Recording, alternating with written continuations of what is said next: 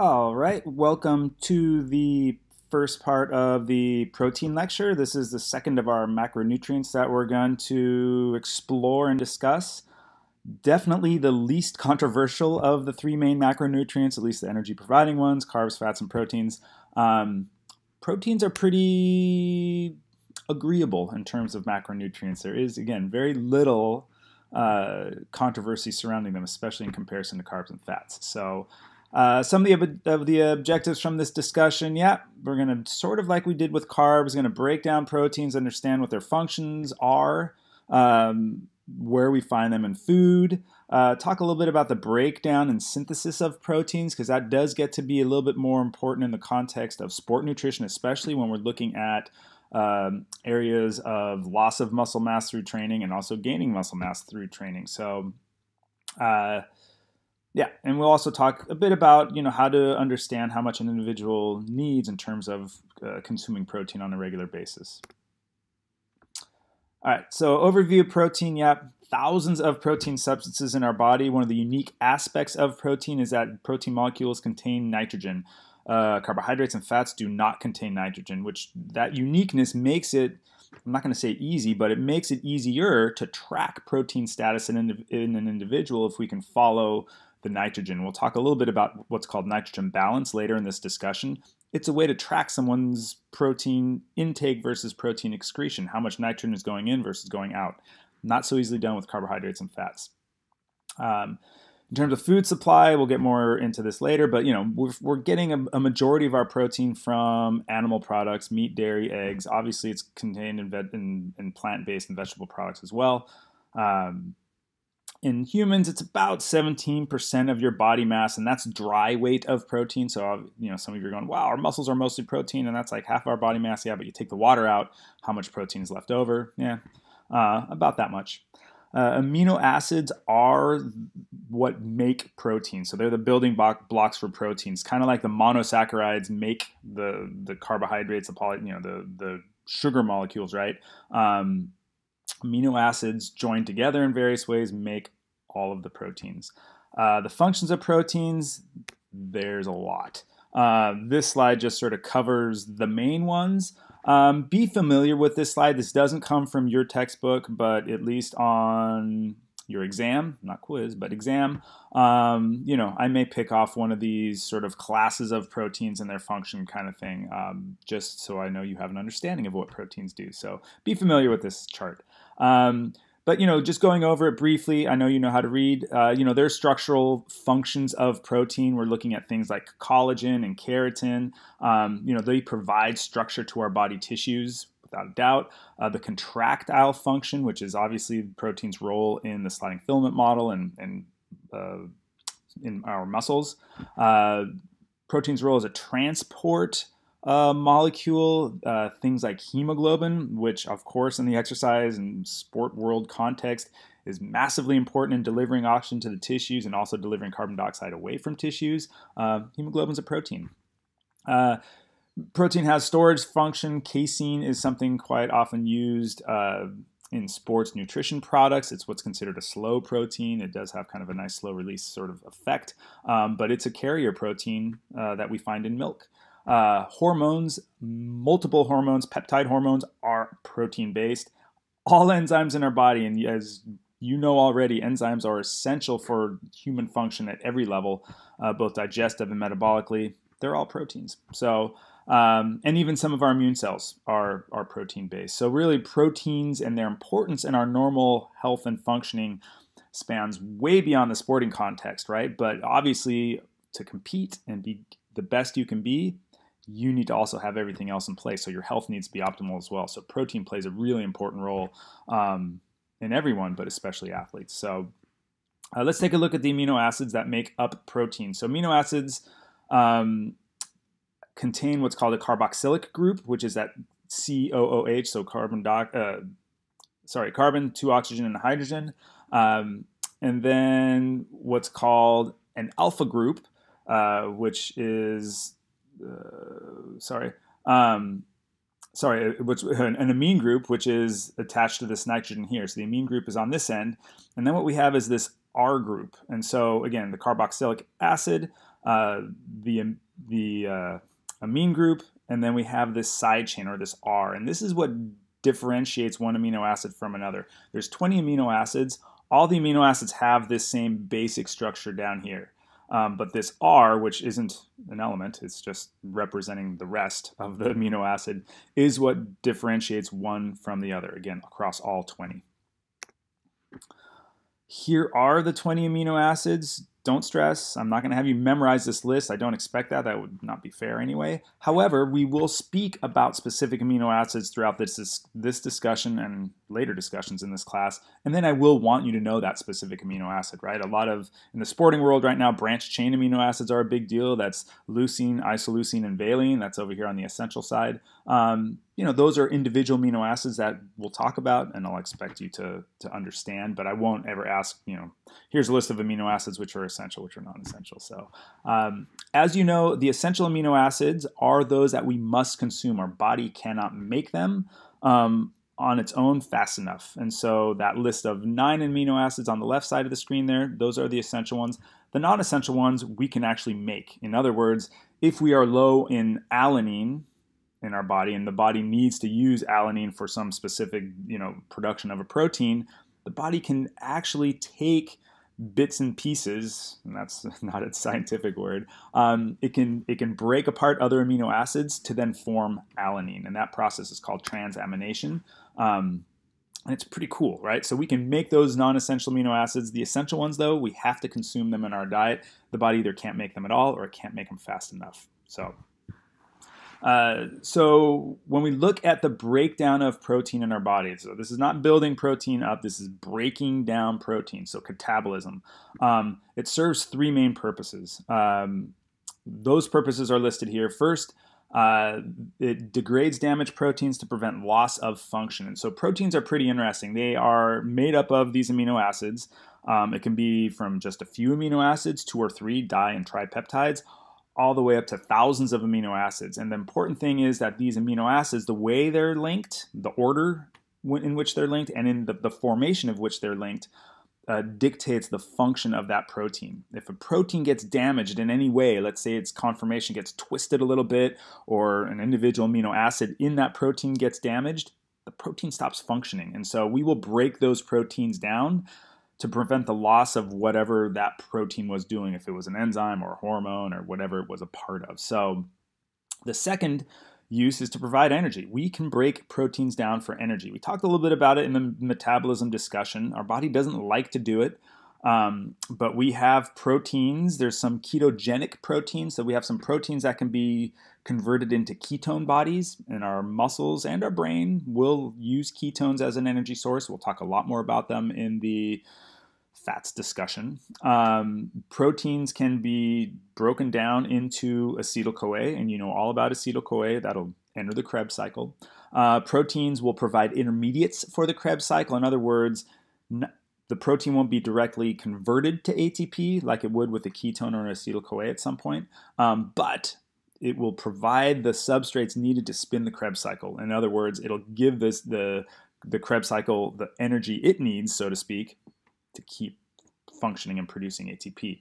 And finally, the process of gluconeogenesis, the formation of new glucose, that can be accomplished by breaking down proteins. So the providing energy aspect in most people isn't such a big deal, but when we get into the context of athletes, especially athletes who are either depriving themselves of energy or just exercising and training so much that carbohydrate status gets compromised, proteins contribution to energy, to metabolism, goes up, up, and up, right? And so that's when we get into situations of individuals starting to tap into their muscles to liberate proteins for use of those things on that list right there. The final need to break down proteins is to synthesize other compounds, right? And that's kind of that transamination process I talked about earlier, taking one amino acid to form another. We also will break proteins down. As an example, we might break down a muscle protein to provide substrates for the Krebs cycle. Or we might break down muscle protein for gluconeogenesis, to make glucose. That happens. So 3 main reasons that proteins get broken down in our body. So when we break proteins down, and it happens on a constant basis, and like I kind of alluded to on the previous slide, normal individuals, non-exercising individuals, non-sort of high volume, high level athlete individuals, protein catabolism is not a big deal. But in individuals who break it down a lot, right? Again, high levels of metabolism, low carbohydrate status, or low energy intake status, it happens a lot more. We can run into some challenges with eliminating protein from our body. And so when we break protein down, it produces something called ammonia. And the process of breaking protein down, they call it oxidative deamination. I probably won't bug you on that, but maybe. So oxidative deamination. So just think it's an oxidative process that deaminates, so that takes the amine group off of an amino acid. So it breaks up an amino acid, basically. When that process occurs, a molecule of ammonia is formed. And ammonia is this molecule right here, NH3. So that's that taking the nitrogen off of the amino acid, and it basically just joins up with 3 hydrogen. And that's kind of all it can do. And so when we break up an amino acid, ammonia has to get formed, and that's nitrogen can't just float around by itself. So disposal of this ammonia is a challenge. Ammonia is... Our body considers ammonia a toxic substance, right? The body does not like ammonia to be in there. It wants to get rid of it. It can wreak havoc if it starts to build up. And so our body works very hard to make sure ammonia is disposed of quickly. And so one thing that happens to ammonia is it goes through what's called the urea cycle. And this happens in the liver. So ammonia is formed from protein breakdown.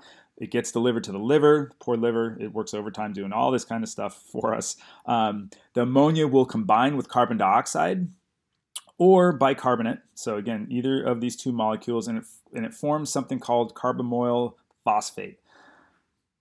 Carbamoyl phosphate will be then converted to something called urea. And urea finally is a product that our body's like, you know what, we can get rid of this. Carbamoyl phosphate doesn't actually last in its form very long.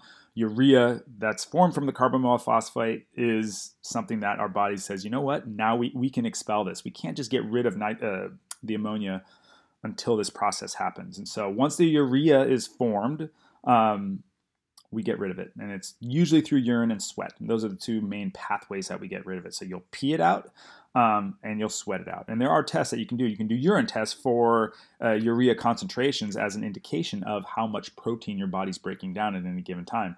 Useful for athletes, useful individuals who might be sick or experiencing other conditions where they have a wasting type of syndrome where they're breaking down a lot of protein materials in their body. All right, so that's the protein breakdown. Again, know the ammonia thing, know the urea thing. Yeah.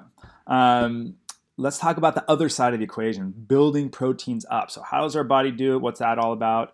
Amino acid synthesis, so the formation of amino acids and then proteins, is limited to the non-essential amino acids. So we've already talked about this in terms of forming amino acids. We can't make the essential ones. So the non-essential ones are the ones that we can make. The protein synthesis itself, and so this isn't just individual amino acids, but also just complete proteins, which might include a combination of non-essential and essential amino acids. They differ depending on the function of the protein. And so interestingly, right, the rate at which we can form certain or synthesize certain proteins depends on the protein itself. And that kind of makes sense, I guess, right? So things like enzymes and hormones, these are typically smaller proteins. These can be created or synthesized quite quickly. And in a way, it sort of makes sense that enzymes and hormones have a very high turnover in our body, right? Enzymes are being used, hormones are being used and broken down on a constant basis. That's not to say that things like muscle and other structural proteins aren't, but the rate is much higher for enzymes and proteins. So it makes sense that our body can make them quickly, as opposed to structural proteins, things like collagen and connective tissues and that kind of stuff. It's a very slow process, right? But that being said, once they're formed, they typically stay around a little bit longer. So they're a little bit more robust. One of the ways that we can measure protein status is something I alluded to earlier. It's called nitrogen balance. And nitrogen balance is a measure of nitrogen input minus nitrogen output. So we can measure how much nitrogen is going into your body based on protein consumption, and we can ultimately measure how much protein is coming out of your body based on urea excretion, usually, right? You would think. And so and we won't get into the different techniques to measure nitrogen balance in this class. Not important. But what we do want to know is, okay, there's a situation where we could be in positive nitrogen balance, negative nitrogen balance, or just be in nitrogen balance. And so if you're in nitrogen balance, we'll start with that, and it's not listed anywhere on here. Being in nitrogen balance means that you have the same amount of nitrogen or protein coming into your body and that compared to the amount going out. So it's a balance, right? Hey, we got X amount going in, we have X amount going out. The other two conditions, so being in positive nitrogen balance, means that your intake of protein is greater than your loss, which means I consumed 100 units of nitrogen, or we can just say I consumed 100 grams of protein. I only excreted 80 grams of protein. So there's a difference of 20 grams there. What happened to that 20 grams? Well, it got used in your body to build something, right? It stayed in your body and was used for some function beyond what you excreted, of course, right? So these are conditions of growth, tissue repair. Obviously, pregnancy would be one of those situations. Puberty is a situation of growth. So we see positive nitrogen balance being associated with times of growth. Negative nitrogen balance is the opposite. Intake is less than loss. So hey, I consumed 100 grams of protein. I excreted 120. That means I lost more than I consumed. Probably not a good situation if you're trying to maintain weight or muscle mass or anything else. So this condition is associated with tissue loss, wasting condition, people who are suffering from severe burns, fever or infections quite often, and in the more sporting context, overtraining, right? And so in the sporting world, measuring nitrogen balance has multiple functions, but it is often a sign of overtraining. You're working out hard, your muscles are not recovering, they're continuing to break themselves down. That would create a situation of negative nitrogen balance, even if you're eating a lot of protein. So, here's a graphic. This is not from your text, but it's just more of an FYI kind of thing, right? And if we look at this graphic, this is the inside of the protein intake equation. This is the outside of the equation. And so, if we consume, I was close to my examples. I was saying 100 grams. If we consume 90 grams of protein, 90 grams of protein goes in. These are all the different sort of ways that protein is used, and we call this protein turnover. So we consume 90 grams of protein. Protein turnover in an individual, 250 grams is a pretty average amount. That's, protein function going to, serve for blood functions, things with other essential organs, things going on in our muscles. There's all this protein turnover, which means there might be deamination and transamination, proteins being formed for other functions, all that kind of stuff. That doesn't mean, even though protein turnover in this case is 250 grams, that doesn't mean 250 grams is being excreted. That's just how much protein is being used. On the excretion side, or the outside, we find that, we'll lose a little bit of protein in our feces. We'll poop some out. We'll lose some in our urine, and this is as urea and as ammonia. Again, a little bit of ammonia will just get peed out. Usually not much. Uric acid, creatinine, these are all byproducts of what was once a protein. And then there's about 5 grams of what's considered other nitrogen losses. This is usually through the sweat. If you're losing a lot of hair, that counts. A lot of skin or even your nails type of thing, that counts. But that's a very small contribution. And so if you look at this and all these different inputs and outputs and the turnover, this would be somebody in nitrogen balance. They excreted 90 grams, they consumed 90 grams, and the body did all its things in there with what came in and was fine with it. So protein turnover. So in an average size individual, what is, that value on that previous slide? 250 grams. Well, where is it all coming from? Where is it going? Kind of question, I guess, is what this slide answers. So somebody who's average size, they usually use 70 kgs as an average size person. That's 156 pounds. They have about 10 to 12 kilograms. That's about 22 to 27 pounds, or 22 to 25 pounds of amino acids in their body. Seems like a lot, right?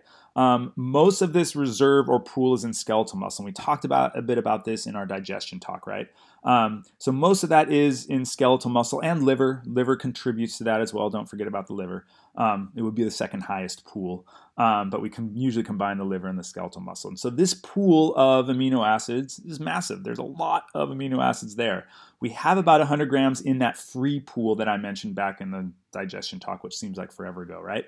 The free pool has amino acids that are unattached, so to speak, to protein functions, which means these are sort of amino acids that don't need to be detached from a given protein with a function. They're just free and ready to go. It's almost like the reserve bench on a team. It's like, yeah, these are players who aren't playing. You don't need to take them from another game. They're on the bench ready to come in and do their thing. So protein turnover in our body is highest from that free amino acid pool. And hopefully that makes sense, right? This pool is literally there to serve and function for protein turnover, right? The body would be foolish to go, I think I'll sacrifice some skeletal muscle for this group of amino acids for forming that enzyme instead of going to the free pool first. The free pool is most easily accessed. It's quickest. It's most efficient. So our body uses it. So the highest turnover of protein in our body is through this free amino acid pool. In the amino acid pool, glutamine is the most abundant amino acid. And so a lot of you or some of you may have taken glutamine as a supplement. It helps replenish and keeps that free amino acid pool full. And so if you're thinking in terms of athletics and performance, it's like, oh, well, if my free amino acid pool is as full as it can be, probably meaning I'm taking some glutamine, that will prevent me possibly from breaking down muscle protein at some point. The answer is kind of yes. There's been some interesting research done on that. Glutamine is a great amino acid for recovery to help replenish that pool and help contribute to the repair of damaged tissues and all that kind of stuff. It's also a really good amino acid to help feed the cells of your GI tract. And so for a digestive amino acid, glutamine is by far the one. So in our body, as you already know, there's a continuous breakdown, buildup, and exchange of amino acid that defines protein turnover. So let's talk a little bit more specifically about exercise and protein metabolism. Again, we've done this already in a certain context. So we're just going to revisit it since we're talking about proteins now, right? In the context of strength training, one of the outcomes of strength training is to usually increase muscle mass. Strength is usually the goal, but increasing muscle mass is one of the means by which that happens. That leads to greater protein mass within the muscles, right? Not just the actin myosin, but also some of the enzymes associated with metabolism and other factors that lead to increased muscle growth. Those are associated with increased protein content in the muscles. When we look at endurance training as a comparison, right, we're kind of going to the extreme ends. Extreme strength training and extreme endurance training, there isn't a desire or necessarily a need to increase muscle size or even strength, right? But obviously the use of those muscles is quite high. So if you're looking at leg muscles and endurance runners, there are some adaptations that do require increased protein in the muscles, things like increases in mitochondrial mass and mitochondrial proteins, so the enzymes associated with mitochondrial function. And there's also in endurance athletes a very high protein oxidation or high protein turnover catabolism during training, right? Think we only have that 100 gram-ish free amino acid pool when we're exercising, and we talked about this in metabolism talk, right? Up to 10% of your energy is coming from protein breakdown. Some quick mental math, right? If there's 4 grams, so 4 calories per gram of protein, and let's say you're exercising at a very high intensity. Let's say you're at that 20 calories per minute, just for sake of simplicity. At 20 calories per minute, if 10% of that is coming from protein, that would be 2 calories per minute from protein. That means every 2 minutes, 4 calories from protein. So every 2 minutes, that's a gram of protein that you're breaking down. Endurance athletes, if you're going 100, 200 minutes in a training session, not unheard of, especially for some ultra distance types, you can go get through that free amino acid pool quite quickly. And that's assuming that your protein intake status is really, really good. So challenges for endurance athletes to maintain protein status and deal with that high protein oxidation. So when we look at an acute resistance training session, we see that during training, amino acids are not used much, right? And if you think of a resistance training session, I'm sure some of you out there have done it, right? You're manipulating weights, you're manipulating weights in various ways for very short durations, but obviously to very high intensity, right? So the duration of exercise during resistance training is generally quite low if you just put only the lifting phases together. And so carbohydrate use during those lifts obviously is high, but it's actually a lot more of the phosphagen system that's contributing, at least early on. And so we see very little or not much of an increase in branched chain amino acid oxidation during training when we do resistance training. The branched chain amino acids, they are really used to help fuel the Krebs cycle when we look at metabolism. So leucine, isoleucine, and valine, these are amino acids that help the Krebs cycle spin. Resistance training, you're not doing much oxidative metabolism. There isn't much of the Krebs cycle going on when you're lifting heavy weights. It's all about glycolysis and phosphagen. So, however, post-exercise, the increase in protein breakdown continues. And so what we see is that there's a post-exercise effect where we see continued breakdown, depending on how hard you worked out, but we have to assume you worked out hard, where your muscles are breaking down, and they continue to actually break down until you get some recovery food in there. So post-exercise with acute resistance training, there is an increased protein breakdown and need then to increase protein formation, muscle formation, after training. So during training, very little protein used. After training is when resistance-trained individuals take advantage of protein the most. If an individual does resistance training in a fasted state, I know there's some of you out there that do intermittent fasting and all that other fancy stuff, right? That will increase the breakdown of proteins during the workout. You kind of don't want that, right? You're kind of training to get proteins, not to break them down. So when carbohydrates and protein are eaten post-exercise during acute resistance training, that equals the greatest anabolic effect. And so that is that combination of 3 grams of carbohydrates to 1 gram of protein post-exercise. We're usually looking in the neighborhood of 20 to 40 grams of protein. We'll talk about that a little bit more later. That will maximize the anabolic effect of resistance training, or it's one of the ways. Let's look at an endurance exercise bout. So we do use the branched chain amino acids. So we use these amino acids during endurance training. The Krebs cycle uses them a lot. So that's one of the sources of protein use during training for endurance athletes. Second use is with an amino acid called carnitine. The carnitine is involved in what's called the carnitine shuttle. And the carnitine shuttle is responsible for helping get triglycerides into the mitochondria. Once we get those triglycerides in the mitochondria, you know what magic happens there, right? We got beta oxidation to break those triglycerides down to give us acetyl-CoA to then go in the Krebs cycle and give us a whole bunch of ATP aerobically, right? So endurance athletes, aerobic metabolism, branched chain amino acids for the Krebs cycle, carnitine to break down fats or at least deliver fats to the mitochondria, and ultimately, especially when we start to get lower in carbohydrate status, and as you know, it only takes about 90 minutes or so for most athletes to start getting to low carbohydrate status from training, we start to break proteins down to form sugar. The body knows that sugar status, carbohydrate status is getting low.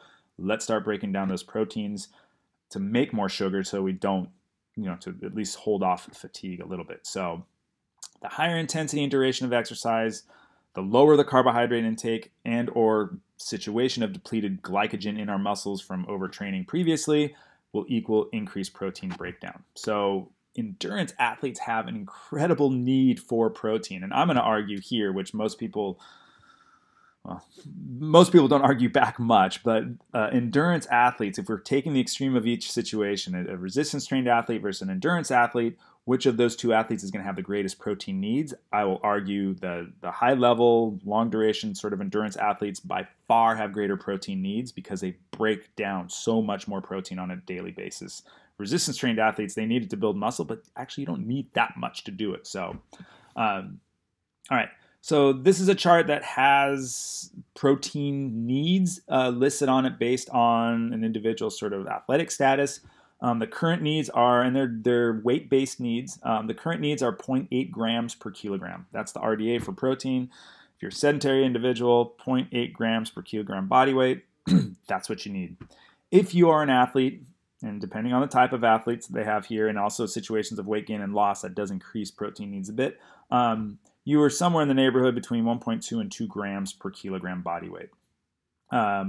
Research has shown that going much above 2 grams per kg doesn't provide an additional benefit in terms of gaining muscle mass or anabolism, right? So, but there are other reasons that where you might want to go above 2 grams per kg. But generally speaking, 2 grams per kg is the upper limit. I usually talk to my athletes and my clients not in terms of kilograms, because nobody really uses kilograms around here. So I'll just usually say 1 gram per pound kind of gets you to that 2 grams per kg zone. So 1 gram per pound body weight is that upper level, high level athletes. If you train 4 or 5 days a week, you do high intensity types of training or long duration types of training, 1 gram per pound body weight, perfect.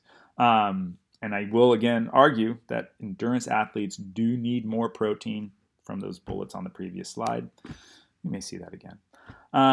Here's some math. If you want to figure out your protein needs for your second dietary analysis, I'll ask you what your protein needs are. I want you to answer that question.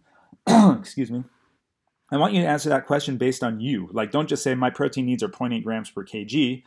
If you're an athlete, put yourself in one of these zones. I need maybe 1.2 grams, or maybe I need 1.5 because I'm an endurance athlete, but maybe only 4 days a week, or maybe not that high intensity. So come up with what you think is right for you. You can give me a range as well. I'm okay with that. So in that second dietary analysis, I'll ask you, what are your protein needs? Let's just say, for example, you're sedentary and say 0.8 grams per kg. You can do the math. If you weigh 154 pounds, divide that by 2.2. That's the conversion from pounds to kilograms. You say, I weigh 70 kg. So if I take my weight in kilograms, multiply it by 0.8, that gives me 56 grams of protein per day is what I should be consuming, right? And depending on what you think your needs are, this value, again, might be anywhere from 0.8 to 2. If any of you say I need 3 grams of protein per kg body weight, I'm going to be sad. So don't go more above. Don't go much above 2. 2.2 is probably the highest I'll accept. So that's at least the math associated with doing that. So here's a couple of slides. We're going to finish this first part of the talk with a few slides from the great folks over there at My Sports Science.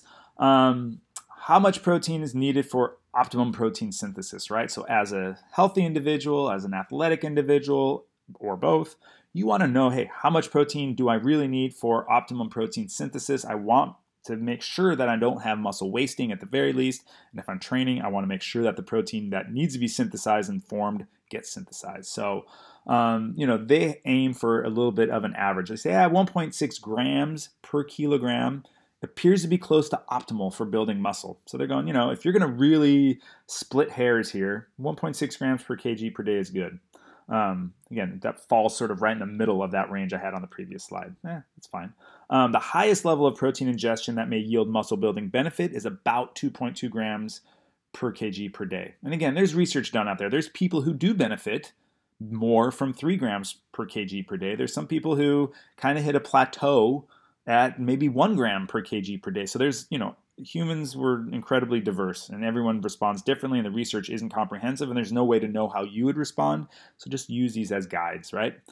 So at least based on from the sports science folks, if you're an athlete, somewhere between 1.6 and 2.2 grams per kg per day. And again, that falls slightly outside of what I had on my slide a couple slides ago. For your dietary analysis project, again, I'm cool with whatever you think you need. On the exams, I'll be clear. And on the exams, I'll most likely not ask you about the specifics of particular athletes, but you should know that 0.8 grams per kg number. So, this little bullet down here is great. You can ingest more protein than 2.2 grams per kg, but, and this is based on the research, that's all these sports science folks do that put these slides together. They're all about the research. But consuming more will not help build muscle. So you hit a plateau. Protein might go to do other things, but it won't build muscle. So here's a little bit more research that the sports science folks are sharing. There's a limit to the amount of ingested protein that can be synthesized after exercise. And so when we get back into, okay, well, how much protein should I consume after exercise to make sure I recover optimally? Well, there's a limit to what the amount of protein our body can tolerate and absorb, right? So through the digestion and absorptive process. So they're reporting on a little bit of research done, but it's been confirmed by other researchers. And so they're looking at if you train a small amount of muscle mass, and this would be maybe an upper body workout or maybe just an arm workout versus a larger muscle mass. We're talking lower body, leg workout kind of stuff. And you do a hard sort of resistance training type of session. How much protein should you consume to maximize protein synthesis? And what they found was not a huge surprise, and really in the world of application, maybe not that important. But what they said is that, if you're training smaller muscle mass, so smaller muscle groups basically, there are higher rates of protein synthesis. Your body will start to produce or make proteins at a higher rate because most likely you damage some muscles and there needs to be some replacement going on and repair. But they said, you know what? If you consume 40 grams of protein right after exercise, it's not any better than 20. Okay, that sounds reasonable. But they also said if you train a larger muscle mass, so let's say squats are part of your training regimen, or deadlifts or whatever it is you're doing, you're using your bigger muscles, and we will see then that, 40 grams is better than 20 grams in terms of protein post-exercise. So, and there's actually a little bit lower rate, and this is not necessarily relevant to us in our conversation, but the rates of protein synthesis actually decrease the more muscles we use. That's more of an exercise physiology discussion or even strength and conditioning class. But from a nutritional standpoint, and my best recommendation from this is, okay, good to know, 20 grams if you're not doing that hard of a workout or that big of a workout in terms of using muscle mass. 40 grams is on the higher end. So for all of you, in terms of a reasonable recommendation, 20 to 40 grams is probably in this optimum zone of post-exercise protein consumption, right? And that's becomes habit. I always make sure I have at least 20 to 40 grams. Had 40 grams one day, 20 grams the other day, no big deal. Finally, protein post-exercise. So to optimize protein synthesis, these are recommendations from the sports science folks. Aim for that 20 to 25 gram zone. I'm more in the 20 to 40 gram zone. Why not? Depending on training, and that's sort of the big one. You're not going to hurt yourself by having 40 grams. And that's sort of my playing it safe sort of approach. Why not go for 40 grams? Because you know what? If it's a couple extra grams more than you actually need for optimum synthesis, that protein will either get peed out, pooped out, or used for something else. So these other three bullets here are kind of interesting, though. So leucine content of the protein that you consume is important. And so for those of you that do post-exercise protein shakes or powders or whatever it is, look for leucine content. That's one of the branched-chain amino acids. It's incredibly important for repairing muscles, so it's stimulating muscle anabolism or growth, and also preventing muscle breakdown. So leucine is a big deal. If you don't do a supplement, dairy is actually quite high in protein. So if you're doing like a chocolate milk, which I know a lot of people love to do, or yogurt kind of thing, totally good. Aim for 8 to 10 grams of essential amino acids. That's harder to sort of measure. You can look at amino acid profiles of foods using Chronometer, which is the nutrition analysis software that we're using for our class. It'll give you that. Just know if you just have complete protein. So in shakes, if you're in dairy products, animal products, they're going to have that much amino acids in them if you're doing that 20 to 25 plus gram serving. And then, of course, follow with regular meals as soon as it's reasonable. Oh, forgot. Last one. This is the last slide. Added this one late. So interesting research, right? So for those of you working with individuals, athletes, yourselves, wanting to gain muscle mass, there's been some interesting research done on taking a protein supplement right before bed. Is there a benefit to doing that? And so what we understand about sleep is, metabolism obviously doesn't slow down. We are breaking muscle down. Protein turnover goes on during sleep. Is there a risk of protein turnover getting to a point where we're having to steal proteins from places where we need them, like our muscles, for other protein functions? Possibly. Or is it possible that protein turnover and metabolism is such to where we don't have enough protein available to build and grow muscles? The answer is possibly yes, depending on the athlete and the situations of their normal nutrition and the type of training. So this research was done where they gave 28 grams of protein plus a little bit of carbohydrates to individuals before sleep. This was during 12 weeks of resistance training. And what they found was the group that took that protein supplement before bed, and this is on top of a controlled sort of regular diet, they had greater strength gain. same training regimen, same everything else. They did a pretty good job of controlling things in this. And so their conclusion was, yeah, protein ingestion before sleep is an effective strategy to increase muscle mass and strength during resistance exercise training. So it's a little bit of a hack, right? You're like, oh, could be useful if I want to try and gain a little bit more, right? There's always risk. Hey, if you're already over consuming food and this is going to add another, a couple hundred calories to your diet, and you're concerned about, I don't want to gain weight, you probably wouldn't be doing this anyway. But so there are things to consider. But if you're really just after increased muscle mass and strength, this is a reasonable strategy to help maximize your chances of getting there. So that's it for part 1. We'll pick it up on part 2.